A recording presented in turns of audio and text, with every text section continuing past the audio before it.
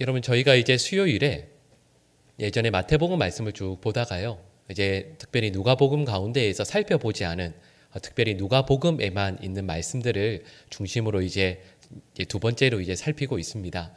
오늘 저희가 읽은 이 말씀도 그 유명한 그 나인성 과부의 아들을 살리시는 내용이고요. 그리고 다른 복음서에는 나오지 않는 누가복음에만 나오는 내용입니다. 이런 내용을 잠깐만 설명드리면 이런 내용이죠. 예수님께서 그 제자들과 함께 그 7장 1절 말씀을 보면 가버나움으로 먼저 들어가셨거든요. 가버나움에서 이제 나인성을 향해서 가시다가 한 행렬을 만나게 됩니다. 그리고 그 행렬은 다름 아닌 장례 행렬이었습니다. 여러분 이 장례 행렬이 특별한 게 있죠. 우리 오늘 본문 12절 말씀을 같이 한번 읽어보실까요? 성문에 가까이 이르실 때에 사람들이 한 죽은 자를 메고 나오니 그 성에 많은 사람도 그와 함께 나오거늘. 아멘. 자, 여러분 이 말씀을 한번 잘 생각해 보면서 먼저 배경을 잠깐 설명해 드릴게요. 여러분 왜 우리나라도 그 지역마다 그 장례 문화라는 게 조금씩 다르잖아요. 근데 예전에 제가 공부할 때 그 랍비가 쓴 그 주석을 본 적이 있습니다. 근데 거기에 보면 그 이제 이스라엘을 만약 지도로 봤을 때요, 그 좀 남쪽이죠. 그 유다 지역과 북쪽에 있는 갈릴리 지방의 장례 문화가 다르다라는 걸 본 적이 있어요. 장례가 나면 여러분 그 시신을 운구하게 되고 제일 앞쪽에 서는 분들이 있잖아요. 근데 유대 지역에서는 제일 앞쪽에 누가 서냐면 곡하는 사람들, 그리고 노래하거나 이렇게 악기를 연주하는 사람들이 제일 앞에 섭니다. 그 말은 유족들은 뒤에 선다라는 얘기겠죠. 그런데 이 갈릴리 지역은 조금 다릅니다. 갈릴리 지역은 장례를 치룰 때 어떻게 하냐면 제일 앞에, 그러니까 좀 전에 말씀드렸던 악기를 연주하거나 이제 곡하는 사람들은 뒤에 서요. 그리고 앞에는 누가 서냐면 여자들이 섭니다. 여성이 서요. 근데 여러분 장례가 났을 때 왜 여성을 앞에 세울까요? 이유가 있습니다.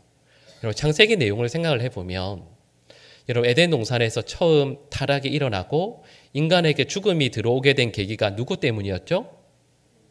네, 인정하기 싫으시겠지만 근데 실은 그 내용도 틀린 얘기긴 해요. 하와가 그런 것이 아니지만 자 어쨌든 유대인들은 어떻게 생각했냐면 여성이 인간 사회에 죽음이 들어온 것에 대한 1차적인 책임이 있다고 생각했습니다. 그래서 그 갈릴리 지역에서는 장례를 할 때 상여를 메고 갈 때 그 운구할 때 제일 앞에 일부러 여성을 세워요. 그리고 이 내용을 소리치게 합니다. 우리 때문에 죽음이 임하게 되었다. 이 내용을 일부러 선포하게 하는 거죠. 여러분 이렇게 말씀을 드리면 지금 오늘 본 말씀에 나오는 한 청년이 죽었습니다. 그리고 이 청년의 어머니가 있죠. 그런데 이 어머니가 어디에 선다는 뜻일까요? 제일 앞에 선다는 뜻이에요. 이렇게 말씀을 드리면 아 그래 여성이 앞에 서니까 이 갈릴리 지역의 문화니까 앞에 섰구나. 여러분 실은 이게 상황이 다르잖아요. 어머니가 앞에 서서 이렇게 외치는 거예요. 나 때문에 내 아들이 죽었다고. 여러분 이때 마음이 어땠을까요? 예, 이건 실은 헤아리기도 어렵죠. 그러면서 이 여인이 좀 전에 읽었던 말씀처럼 과부인데다가 그리고 외아들까지 잃었습니다. 성의 주민들이 이 성 사람들이 이제 운구를 해서 가요. 근데 여러분 좀 전에 말씀드린 이 내용에서 유추할 수 있죠. 여러분 이 성의 사람들이 이 여인을 위해서 운구하는 건 몇 번째일까요? 두 번째예요. 이전에 남편이 죽었으니까. 남편이 죽었을 때에도 이 여인과 아들만 남은 것 때문에 너무 마음 아파하면서 이 여인의 남편을 운구해서 밖에 매장했을 텐데 이제는 이 여인에게 유일하게 남은 아들을 매장하기 위해서 가는 거예요. 그래서 저희가 읽었던 그 말씀에도 보면 성에 많은 사람도 그와 함께 나오거늘 이렇게 말하거든요. 왜 그럴까요? 성 사람들이 안다라는 뜻이에요. 그리고 너무 마음이 아픈 거죠. 아, 이 여인은 어떻게 살아야 되나. 참 하나님도 무심하시지. 어떻게 이 여인에게 이러실 수 있나. 우리가 그 설교 많이 들어서 아시죠? 이스라엘에서 여인이 홀로 살아가는 방법은 실은 거의 전무하다시피 합니다. 너무 힘들어요. 그러니까 이 여인에게 남편이 먼저 죽었을 때 유일한 희망은 아들이거든요. 내 살 길도 살 길이지만 내 삶의 희망이고 나의 힘이었던 아들을 먼저 떠나보내는 어머니의 마음이 얼마나 괴롭겠습니까? 근데 이 장례 행렬을 예수님께서 만나시는 거죠. 여러분, 왜 장례가 났을 때 장례 행렬이 있어요. 생각해 보시면 예를 들면 화장장에서도요. 그 운구를 해서 이렇게 행렬 이렇게 쭉 가면 길을 가다가 어떻게 해요? 옆으로 피합니다. 그게 당연한 예의예요. 그냥 그 짧은 화장장에서도 장례 행렬이 가면 길을 가다가도 그 길에 대한 권리를 주장 아무도 안 해요. 옆으로 비껴요. 근데 오늘 본 말씀의 내용이 뭐냐면 예수님께서 그 행렬 앞에 가로막으시는 거예요. 서시는 거죠. 그리고 예수님께서 이렇게 말씀하십니다. 우리 13절 말씀을 같이 읽어보실까요? 13절 읽겠습니다. 주께서 과부를 보시고 불쌍히 여기사 울지 말라 하시고 아멘. 예수님께서 이 과부를 보세요. 그리고 어떻게 하시죠? 불쌍히 여기십니다. 그리고 하시는 말씀이 울지 말라 하세요. 울지 말라 하신다라는 뜻은 무슨 의미일까요? 이 여인이 울고 있다라는 뜻이에요. 근데 여러분 여기에서 울지 말라라고 하는 이 헬라 원어가 무슨 의미냐면 말 그대로 통곡하면서 우는 걸 의미합니다. 이 여인이 내 삶의 유일한 혈육이고 내 삶의 전부인 아들을 먼저 잃게 되었을 때 어머니니까 당연히 통곡하면서 울었겠죠. 근데 여러분 예수님께서 울지 말라 하세요. 여러분 근데 이 여인이 이 예수님의 음성을 들었을 때 어떤 생각을 했을까요? 여러분 실은 이 이야기를 이전에도 들었던 적이 많이 있을 겁니다. 아들을 잃게 되었을 때 아니 아들이 아플 때부터 주위에 있는 사람들이 와서 위로도 하고 다독이면서 어떤 분은 이렇게 이야기했겠죠. 괜찮아. 또 하나님께서 살 길을 열어주시겠지. 힘내. 이런 말도 했을 것이고 또 어떤 분들은 지금은 막막하지만 그래도 장차 무슨 일이 있지 않겠어? 이런 말도 했을 거예요. 그리고 어떤 분들은 실은 대부분의 분들이 그렇죠. 와서 뭐라고 말씀을 하겠어요? 아무 말 못하고 그냥 끌어안고 같이 울었겠죠. 근데 여러분 그때 예수님께서 하셨던 첫 번째 말씀은 이거예요. 울지 말라. 울지 말아라. 이렇게 말씀하십니다. 근데 여러분 우리는 예수님의 이 한마디 말씀에 힘이 있다라는 걸 알고 있어요. 우리가 지난번에 살펴보았던 것처럼 예수님께서 제자들을 부르실 때 이런저런 긴 말씀을 하지 않습니다. 나를 따르라 말씀하세요. 근데 여러분 그 짧은 한 문장이 제자들의 마음 가운데 깊이 박히게 돼요. 예수님께서 병자들을 향해서 그리고 죄인들을 향해서 예수님께서 뭐라고 말씀하시냐면 내 죄가 사하여졌느니라 말씀하십니다. 그리고 그 말씀을 믿음으로 받을 때 죄인이 죄 용서를 받고 그래서 병이 낫게 돼요.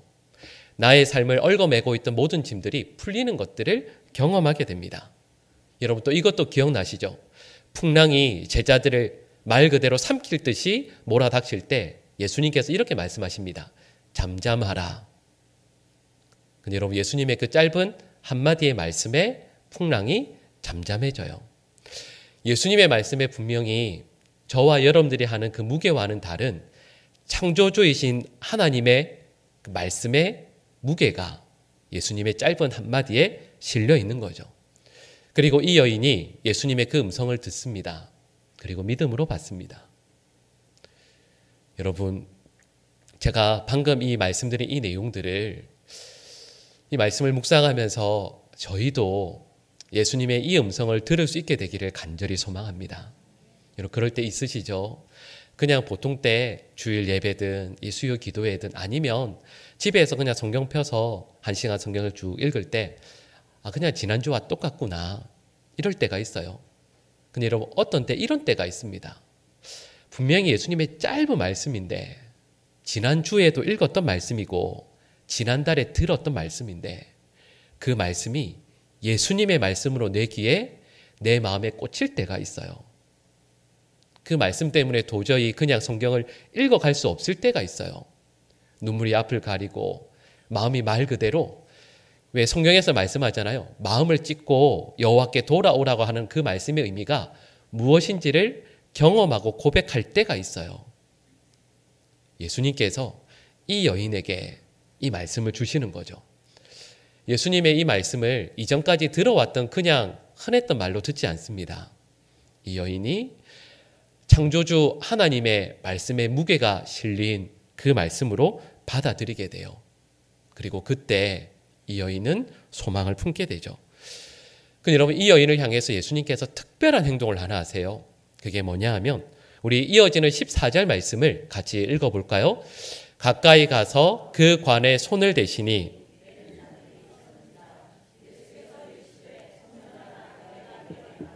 일어나라 하심에 아멘. 우리는 14절 말씀을 그냥 읽습니다. 근데 실은 이 14절 말씀은 정말 놀라운 말씀이에요.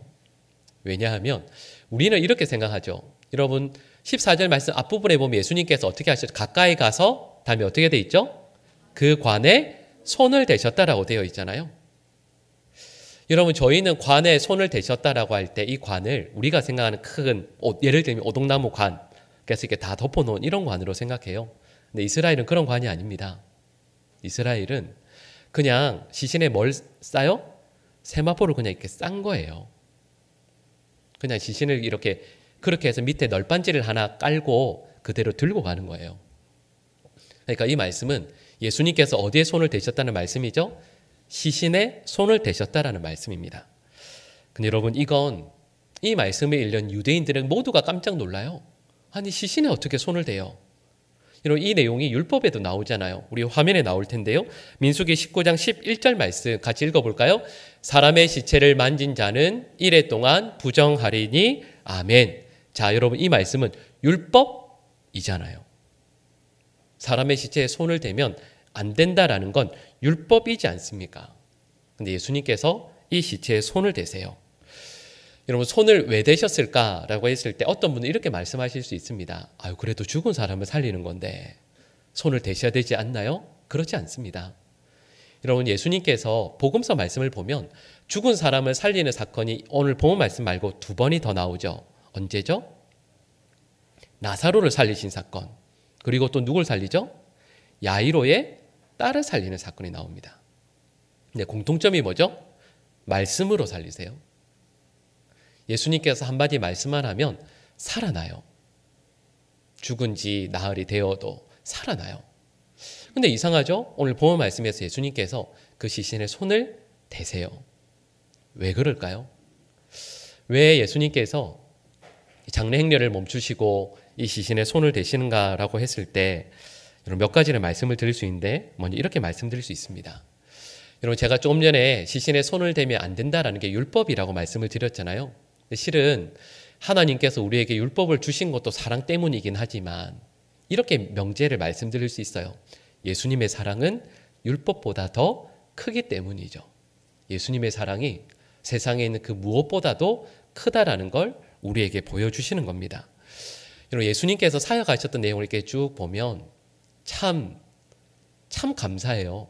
뭐냐 하면 여러분, 왜 가끔 그럴 때 있지 않으세요? 누군가를 어려운 분을 돕거나 길을 가다가 착한 일을 할 때가 있잖아요. 처음에는 좋고 순수한 마음으로 해요. 근데 그게 나중에 점점 나에게 힘이 있고 또 사람들이 알아주고 인정해주면 사람들의 마음이 항상 그래요.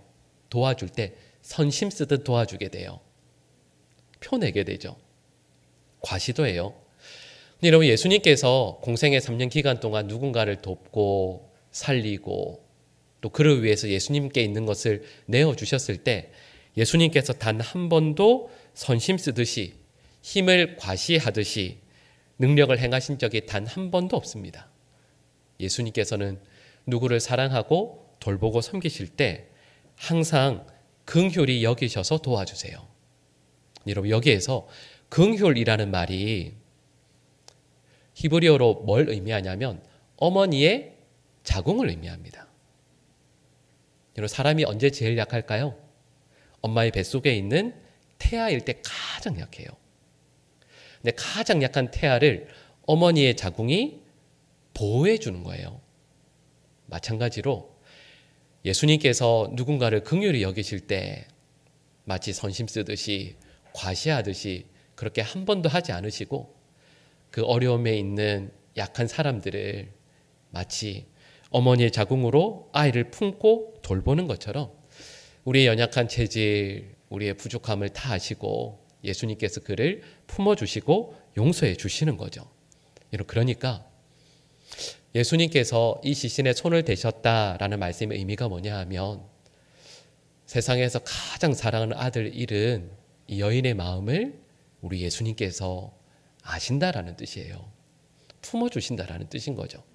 두 번째 의미가 있습니다. 이런 구약 성경을 보면 그 제사라는 게 참 중요하잖아요. 이런 혹시 그 신앙생활 예전에 쭉 하시면서 특히 어렸을 때 그런 적 있지 않으셨어요? 저도 어렸을 때 신앙생활 할 때 목사님께서 설교할 때 헌금에 대해서 설교를 많이 하셨거든요. 근데 여러분 헌금할 때는 새 돈을 드려야 돼요? 헌돈 그냥 구겨진 거 내도 돼요? 이게 좋은 주일학교 나온 분들은 잘 알아요. 어떻게 해야 되죠? 그럼요. 만약에 새 돈이 없으면 어떻게 해야 돼요? 다림질 해보셨죠? 다림질 해서 내야 돼요. 안 그러면 교육 못 받은 그런 그거예요. 저 그렇게 배웠거든요. 근데 그 근거가 뭐냐라고 했을 때 이렇게 말씀해요. 이런 구약시대의 제사를 드릴 때 지금으로 말하면 헌금과 같은 제물을 드립니다. 근데 그 제물은 항상 어떤 제물이어야 되죠? 흠이 없는 온전한 제물이어야 돼요. 여러분 혹시 그런 생각 안 해보셨어요? 하나님 진짜 욕심이 많으시다. 아니 어차피 제물을 어떻게 해요? 가져와서 죽이는 거잖아요. 그리고 불에 태워서 드릴 거예요. 그러면 좀 흠이 있어도 괜찮지 않을까요? 아니 어차피 제사해서 그냥 죽이고 불에 태울 건데 흠이 있어도 괜찮지 않을까요? 아니 어차피 양이 100마리 있으면 좀 안 좋은 거에 사냥개 드리고 좋은 걸 해서 사는 게 어차피 힘든데 어차피 죽으면 똑같은데 왜 온전한 걸 드리라고 자꾸 말씀하실까? 이런 생각 안 해보셨습니까? 근데 여러분 이유가 있죠. 왜 온전한 제물을 드려야 되냐면 구약 제사에서 전제가 이거예요. 제사 드릴 때 어떻게 해요? 제물을 드릴 때 양이나 염소가 있습니다. 어떻게 해요? 내가 안수해요. 안수할 때 어떻게 되는 거죠? 내 죄가 이 제물한테 갑니다. 그 다음에는요, 제물의 온전함이 나에게 오는 거예요. 그래서 온전한 제물을 드려야 되는 거예요. 이게 구약시대에서 제사를 드릴 때 제물을 하나님께서 계속 온전한 제물로 삼으라고 하시는 이유예요. 이게 가장 중요한 이유죠. 그런데 이게 신약시대로 오면서 여러분 그 제물로 누가 되시는 거죠? 예수님께서 되시는 거예요. 근데 여러분 예수님께서 우리를 저와 여러분들을 위한 제물이 되어주셨는데 제물이 된다라고 했을 때 이사야 53장에서 이렇게 말씀합니다. 우리 이사야 53장 5절 말씀만 같이 읽어볼까요? 그가 찔림은 우리의 허물 때문이요 그가 상함은 우리의 죄악 때문이라.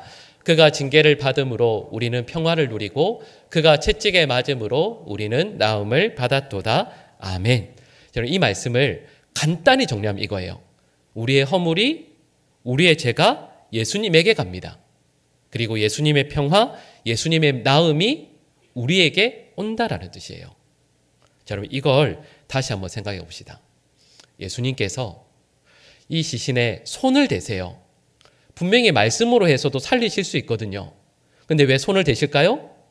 나의 생명을 이 청년에게 준다. 그리고 이 청년의 죽음을 내가 짊어지겠다라는 걸 보여주시기 위함이에요. 이걸 이 어머니에게 예수님의 제자들과 함께 있는 무리들에게 모두 보여주시는 거죠. 자, 그런데 여러분 여기에서 중요한 내용이 있습니다. 여러분 이 성이 어디라고요? 나인 성이에요. 여러분 나인의 뜻이 뭐냐 하면 기쁨입니다. 헬라어로 기쁨이에요. 실은 기쁨이라는 단어가 여러 가지가 있는데 이런 기쁨이라는 단어가 구약시대 히브리어로는 뭔지 아세요? 에덴이에요. 자, 이렇게 생각해 봅시다. 이 방금 우리가 읽은 누가복음 7장 11절부터 나오는 말씀을 이렇게 말씀드릴 수 있어요. 이런 기쁨이라고 하는 나인성에서 죽음의 행렬이 쭉 나와요.